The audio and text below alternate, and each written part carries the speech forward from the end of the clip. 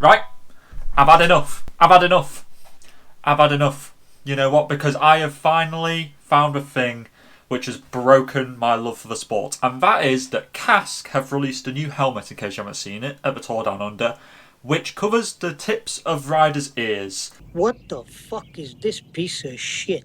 And this was also followed up by POC, who released an equally outlandish, ungainly thing that has now been bequeathed upon the whole world, and it can't be undone. And I just can't quite fathom what the hell's going on. This is not okay.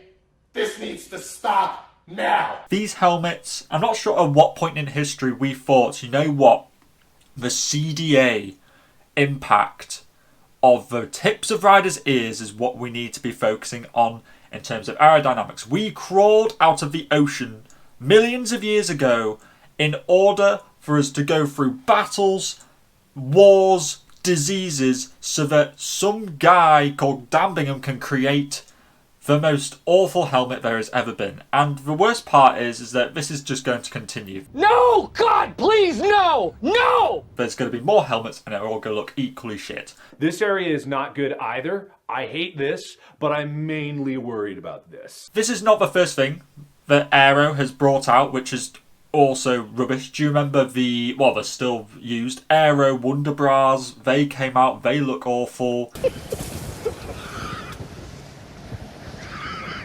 I swear the UCI banned stuff like that. I swear Sky used a dimple thing on their arms a few years ago and that was quickly banned. Where are the UCI in all this? I'll tell you where they are. They are too busy disallowing the use of turned-in lever hoods, which is the second thing that led to stupid aerodynamic gains. I'm looking at you, Pale Bilbao. I'm looking at you, Victor Campenarts, and all you stupid people. I'm looking at people who run a 1x setup because it's slightly better for your aerodynamic. Grow the f*** up. Like, who needs to give a shit about that kind of stuff?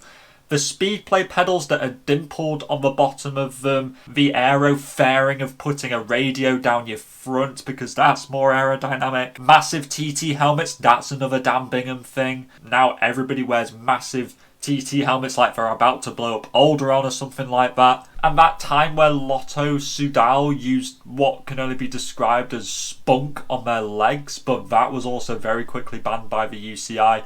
Oh, and long aero socks as well. Again, a thing I thought the UCI had banned, but no, because I see people wear them around all the time like they're compression socks being worn by my granddad.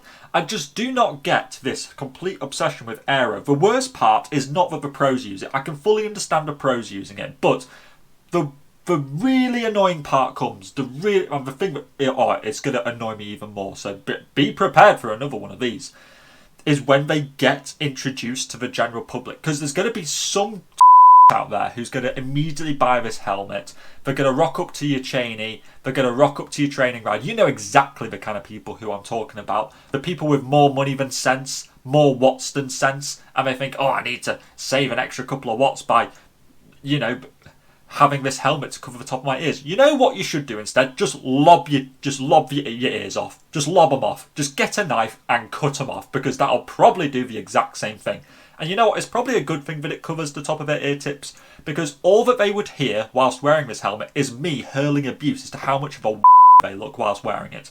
I don't know why this pisses me off so much, but it just really does. The fact that people are going to wear these things and they're going to be in the masses is in the coming days, weeks, months. I don't know how close it's going to be, but eventually we're going to be subject to these things out on the road. Not that cyclists, us cyclists, we don't already look enough in our close-fitting clothing and our obsession with getting aero. Oh, no, now we need to wear stupid freaking helmets in here as well. This world has actual problems, like real life problems, things like famine and malnutrition and diseases and literal wars. There is an actual war going on in Ukraine at the moment. Do you think that any single person in that country could give a flying as to how the tips of your ears affects your aerodynamics?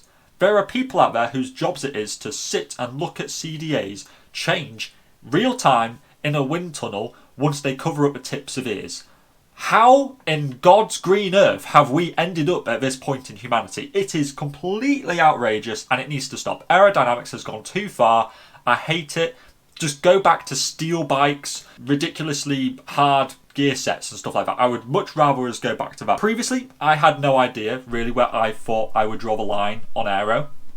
At first I thought it was the Aero Wonder Bra, but it's not. I realised I could probably take it a bit further, but I now realise the point where I draw the line is exactly the point where we start caring about the aerodynamic impact of ears as to how fast we're going. That is the precise point where I draw the line. I go no further.